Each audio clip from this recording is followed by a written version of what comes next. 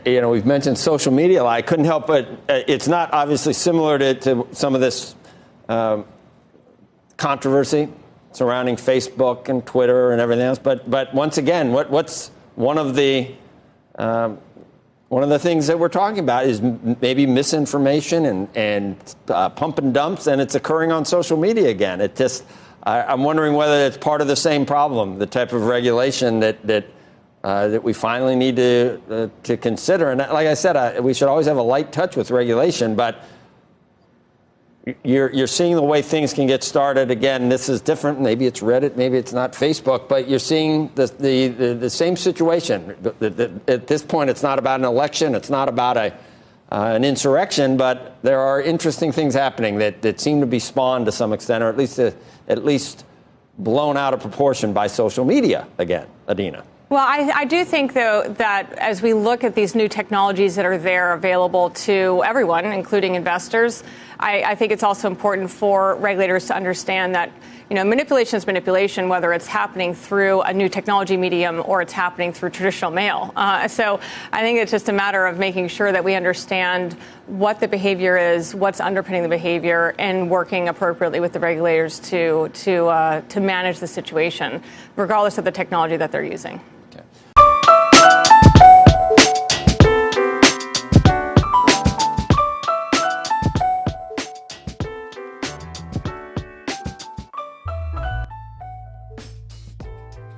Osiris here, and as you just saw, the establishment corporations and hedge fund managers are getting nervous, fidgety even.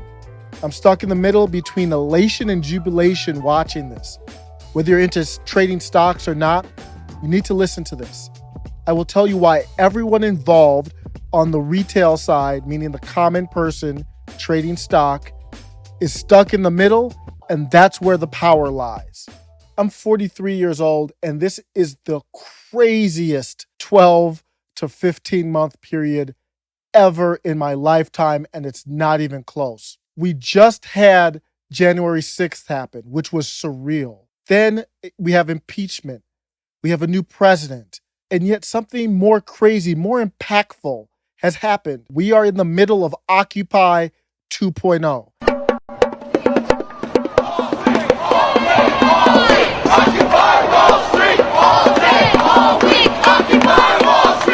It's our duty as Americans to fight for our country and to keep it, true to serving its people. And when it doesn't do that, it's immoral not to stand up and say something. This is common folk versus billionaires. Let me explain what's happening. Shares of GameStop are soaring, and other companies as well.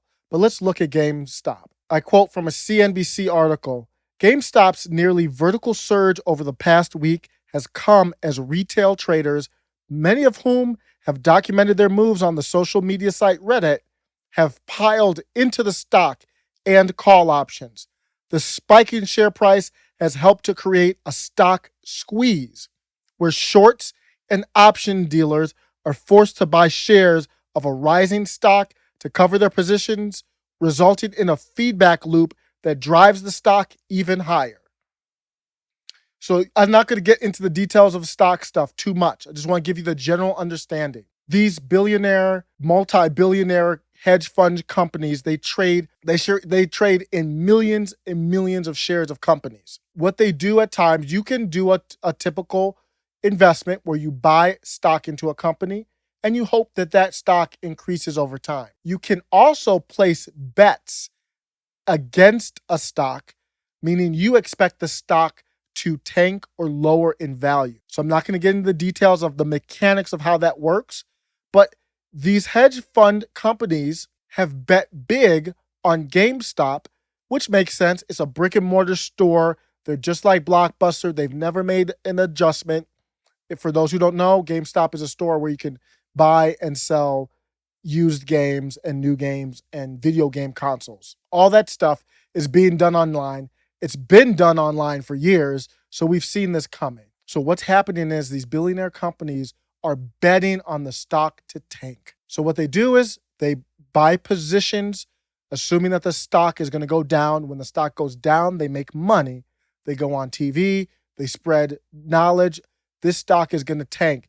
Don't buy this. Remove yourself of any interest in this stock. And then retail investors typically sell it, and then they make money.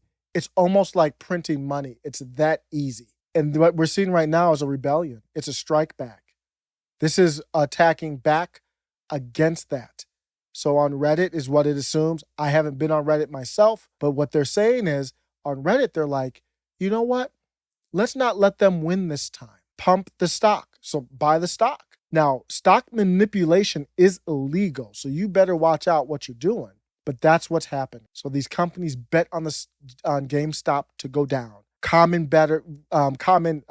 Bettors, this is gambling here. Common retailers are buying the stock with no rhyme or reason, and they move the stock price. We have some breaking news right now on what has turned into the soap opera and saga of the markets right now, and that is the story of GameStop. I just got off the telephone with Gabriel Plotkin, who runs that firm.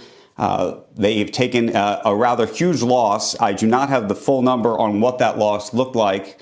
As was reported yesterday, both Citadel and Point72 have infused something on the order of close to $3 billion into Melvin Capital to try to shore up its finances. And when that happens, those billionaires lose a lot of money. They lose billions.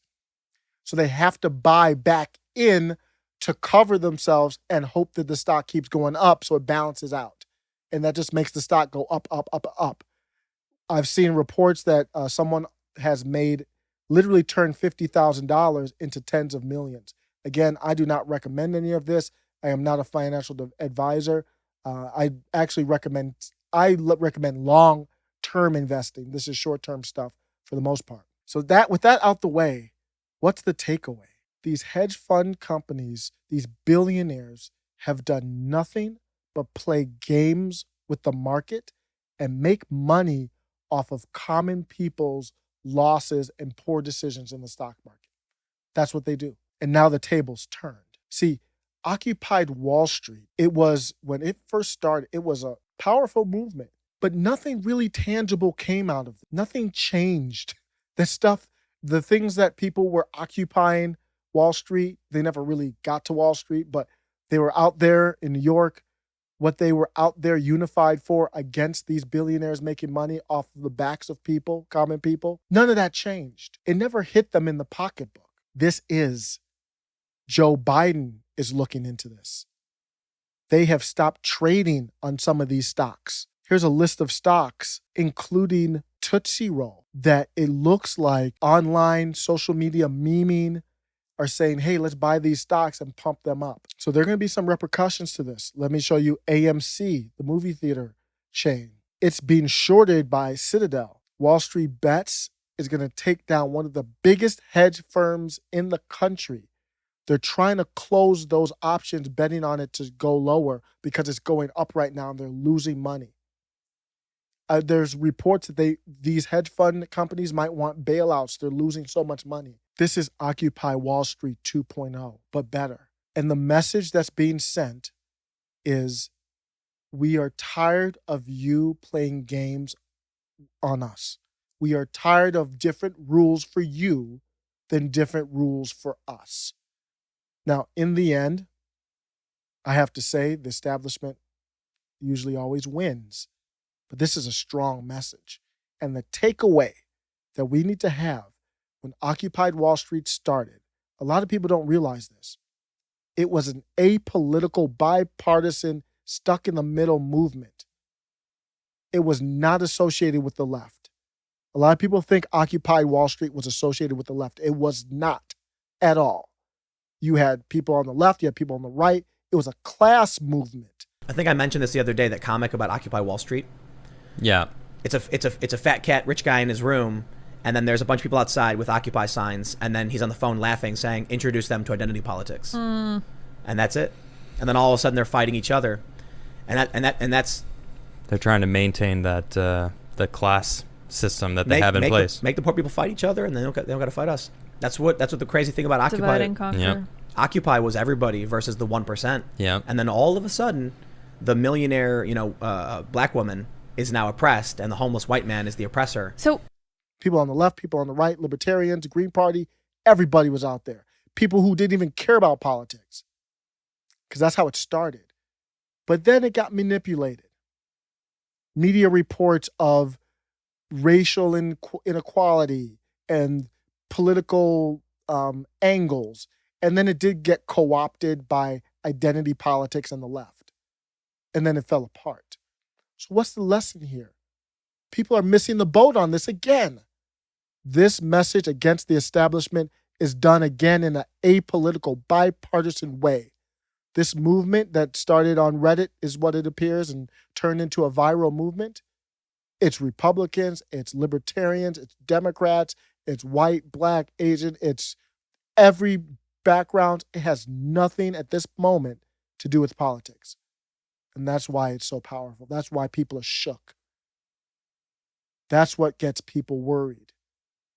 If you're in the streets and it's all Republicans or all Democrats, ain't nobody worried about that. Ain't nothing coming from that. That's a political movement controlled by whichever establishment party you're assigned to. When people are not divided by race or these ridiculous political parties that serve zero purpose, in my opinion, messages can be sent and heard. Take care.